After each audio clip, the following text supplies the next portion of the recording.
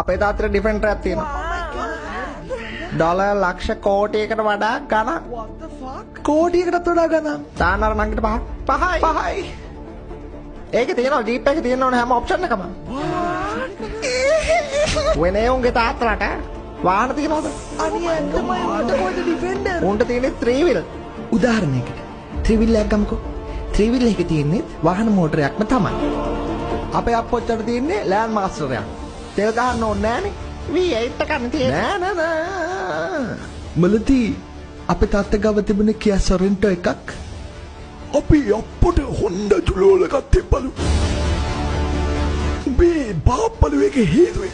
හැමෝම දැනටමත් දන්නවා තාත්තලා ගාව තියෙන ඩොල්ෆින් වෑන් කියලා. දැන් බල තාත්තලා වාහනේ නැද්ද? හරියක් තිබුණා අපිට. නෑ මට හරියට කියපන්. ඔයාගේ තාත්තට බෙන්ස් කාර් එකක් තියෙනවද?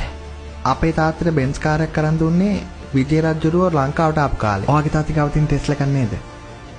ඉස්සර එකක් තිබුණා. දැන් තියෙන්නේ පැන්ඩා ක්‍රොස් එකක්.